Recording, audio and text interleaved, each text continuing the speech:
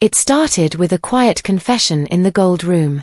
Chris Dumit, the most dependable man on Parker Schnabel's crew, looked at the relentless grind and admitted what no one thought he ever would.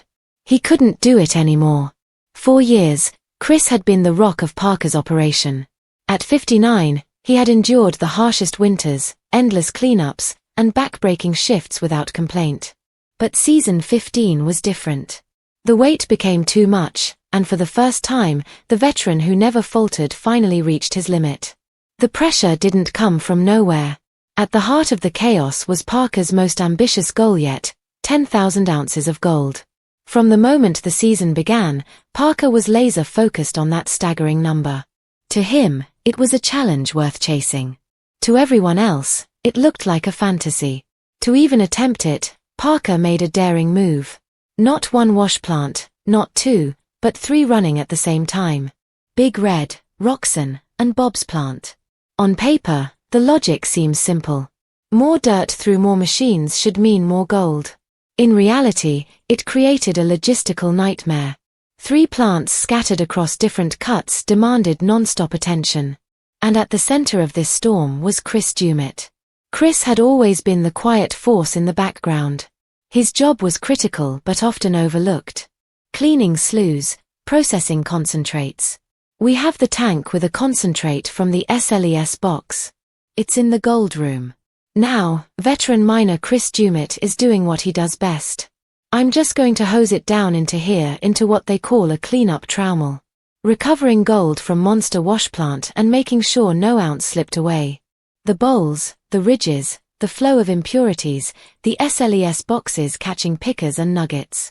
Chris mastered every detail. He turned chaos into cleanups and ensured Parker's total soared season after season. But season 15 twisted that duty into something impossible. Handling three non-stop plants wasn't just hard work. It was brutal. Every cleanup had to be precise. Every box had to be perfect. And there was no margin for error. For the first time, Chris admitted the truth. He couldn't keep up. With two plants, he said it might have been possible, but three scattered across different sites. It was beyond what even he could manage. For a man known for never complaining, the admission was shocking. It wasn't whining. It was reality. The rest of the team was already operating at its limits. Parker wasn't about to pull a critical operator off million-dollar machinery just to cover the Gold Room. That left Chris trapped, drowning in work, exhausted, and dangerously close to walking away for good. The tension reached a breaking point and Chris floated a name, Tatiana Costa. Tatiana Costa wasn't just another crew member. She was one of the best rock truck drivers on site, a powerhouse behind the wheel, and a critical part of the earth-moving operation. Every load she hauled was another step toward feeding the wash plants, keeping dirt flowing, and keeping the gold coming. To the foreman, Mitch and Tyson, she wasn't optional. She was essential. Losing her in the field meant slowing the entire operation, a risk no one wanted to take. But then came the bigger risk. Chris Dumit, exhausted, overwhelmed, and openly saying what no one had ever expected him to. He couldn't keep going. If Parker didn't find a solution, the Gold Room, the heart of recovery, would grind to a halt. And if Chris walked away entirely, it wouldn't just be a setback. It could be catastrophic. Faced with an impossible choice, Parker made the call.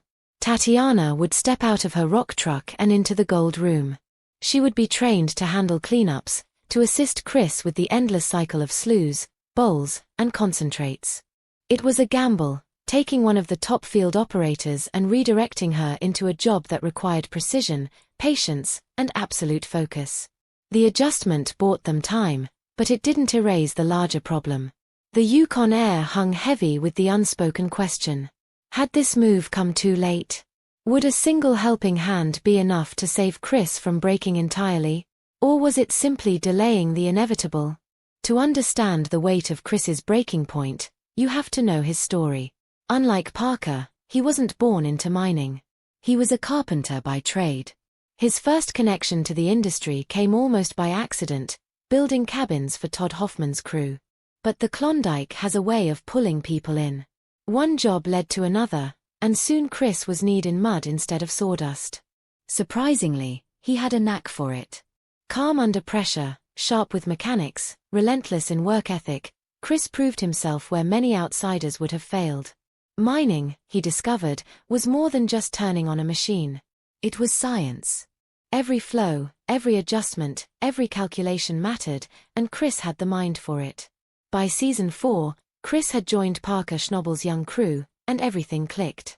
He became the anchor in the gold room, the man Parker trusted most with the final and most crucial step. Year after year, Chris's meticulous work helped Parker smash records. This drum has a screen in it. Materials dropping down through a strain of the centrifugal bowl. The bowl has ridges in it. And as it's spinning, the gold is being cast up into those ridges and being captured. Behind every milestone haul was Chris, ensuring recovery rates stayed among the best in the business. Without him, Parker's numbers would have been far lower. But Chris wasn't just a worker. He was the glue holding the crew together. Parker's intensity and sky-high expectations often created a pressure cooker atmosphere. Tempers flared, stress built, and through it all, Chris's humor, calm voice, and steady hand de-escalated conflicts before they tore the team apart. He was more than an employee. He was a mentor, a confidant, and an advisor. In mining, the gold room is unforgiving. One mistake, one miscalculation, and thousands of dollars could be lost in tailings forever. Chris had mastered the delicate art, ensuring Parker's empire stayed profitable. That's why his breaking point hit so hard. Because this wasn't just about one man getting tired. It was about the foundation of Parker's entire operation showing cracks. The season's final total proved just how high the stakes were. 77,381 ounces, enough to set the team up for years to come. But as Parker thanked his crew, the reality lingered. Chris Dumit had carried them through, but at a cost that was becoming unbearable. Now the question wasn't whether Chris could keep going, it was whether he wanted to. And for fans who had watched him for years, the thought of a gold rush without Chris Dumit was almost unthinkable. Parker Schnabel didn't wander into mining by accident. He was born into it. In late July of the mid-1990s, in the small, rugged town of Honus, Alaska, Parker entered a world defined by grit, machinery, and frozen ground. His grandfather, John Schnabel, was already a legend, running the Big Nugget mine with the steady hand of experience. For Parker, childhood meant lessons in dirt and machinery. While other kids played with toys, he learned to operate colossal equipment capable of moving mountains. Under Jay's guidance, he absorbed the rhythms of mining life early. Each nugget they uncovered lit a fire that only grew stronger with time. By the time he was a teenager, he wasn't just helping out. He was a seasoned hand. Balancing high school basketball with long hours on site, he became fluent in the unforgiving language of gold mining. College was an option. He even considered geology. But the lure of gold was louder than lectures. Instead of investing in a degree, Parker invested his college fund into mining. At just 16, he took over day-to-day operations at the Big Nugget mine. A teenager commanding a crew of seasoned men twice his age could have been a disaster. But Parker wasn't just riding on his grandfather's reputation. He proved he had the knowledge, the grit, and the relentless drive to lead. His rise gained national attention when Discovery Channel's Gold Rush premiered. Viewers were captivated by the young prodigy. But Parker wanted more than television fame. In his late teens, he shocked everyone by leaving his family's mind behind. His sights were set on the legendary gold fields of the Yukon. It was a monumental gamble. He leased land, assembled a crew, and went all in. The risk paid off spectacularly. His very first solo season yielded more than 1,000 ounces. The Yukon isn't forgiving. The mining season is brutally short. Every day, a race against winter. The earth is locked in permafrost, a concrete hard barrier that must be stripped before gold-bearing pay dirt can even be touched. As Parker once put it, the ground is permanently frozen. Stripping and slewing at the same time stretches manpower to the breaking point.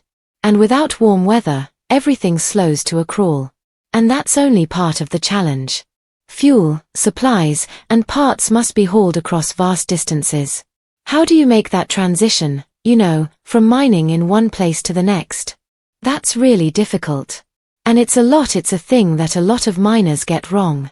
You do it too soon and you're spread way thin.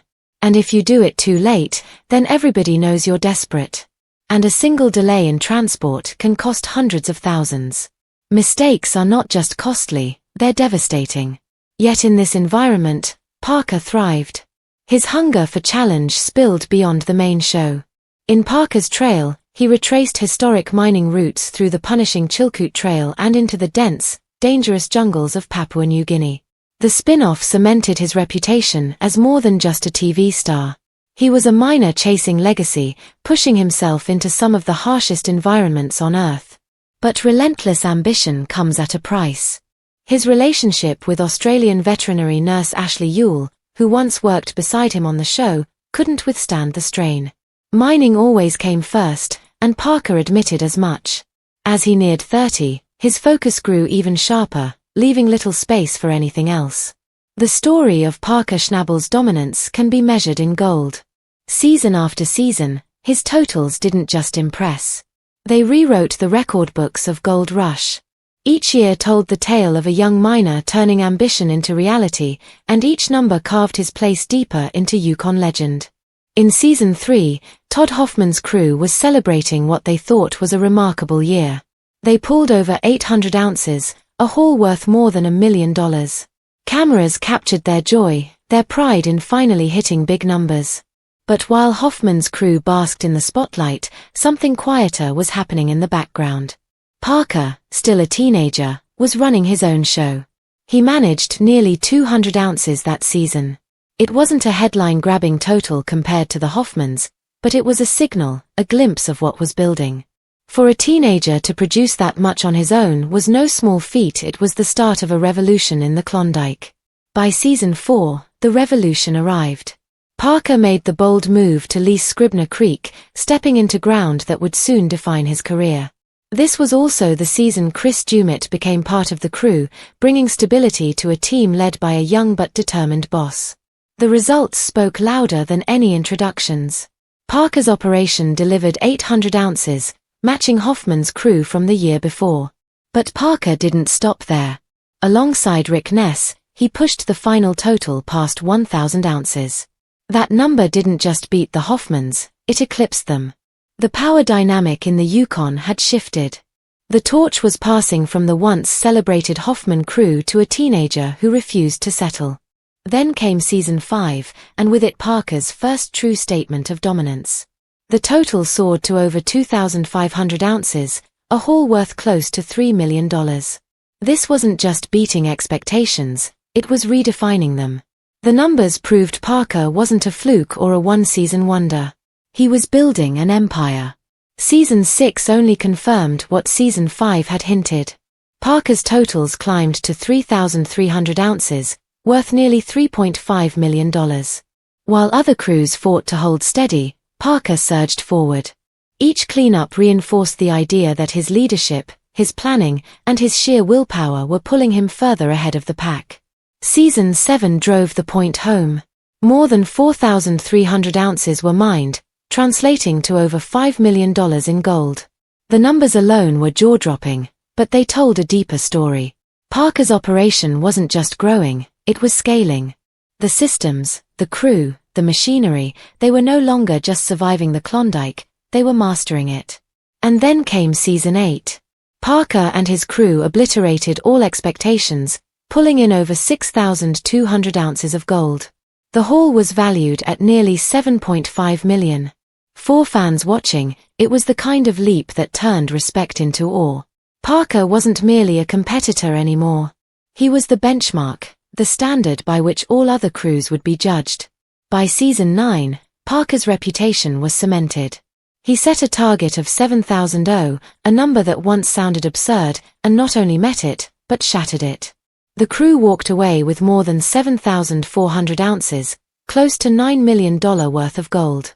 Meanwhile, Rick Ness, who had branched off into his own operation, managed just over 1,000 ounces. Respectable by most measures, but compared to Parker's monster season, it underscored just how far ahead Parker had climbed. This wasn't luck. It was leadership, discipline, and an unrelenting drive to win. Season 10 showed another side of Parker. The ounce total dipped slightly from the year before, but the value of gold had risen. Even with fewer ounces, Parker's haul brought in more than $10 million. It proved something important. Parker wasn't just a miner. He was a strategist. He reinvested his earnings year after year, buying better equipment, securing ground with lower royalties, and even traveling as far as Australia to study new techniques. He wasn't just digging for gold. He was building a business empire. By the time season 14 rolled around, his dominance was undeniable. The target was set at 5,000 ounces. By most standards, an outrageous goal. But for Parker, it wasn't just within reach. It was a stepping stone. The crew didn't just hit the number, they crushed it. The final tally stood at over 7,381 ounces, worth nearly $15 million. At that point, no one could deny the truth. Parker Schnabel wasn't simply surviving in the Yukon. I started my life here, and my goal is to see if there's a lot better ground out there that we could be mining. He was rewriting what success looked like. Season after season, ounce after ounce, dollar after dollar, his rise had transformed from an underdog story into an empire-building saga. And then came the next test, season 15. The stakes were higher than ever. Parker wasn't content with surviving another season. He wanted to outdo his own legend. He raised the bar to 10,000 ounces. A goal so audacious it would push every man and every machine to the edge. But numbers have consequences. And the fallout of that decision rippled through the entire crew. The breaking point landed hardest on Chris Dumit. The man who had been Parker's anchor since season 4. The one who kept cleanups precise. The one who balanced Parker's intensity with calm stability. For the first time, even he faltered. Now, as season 15 unfolds, fans are left asking, can Parker's empire survive the strain of chasing goals that might finally be too high, even for him?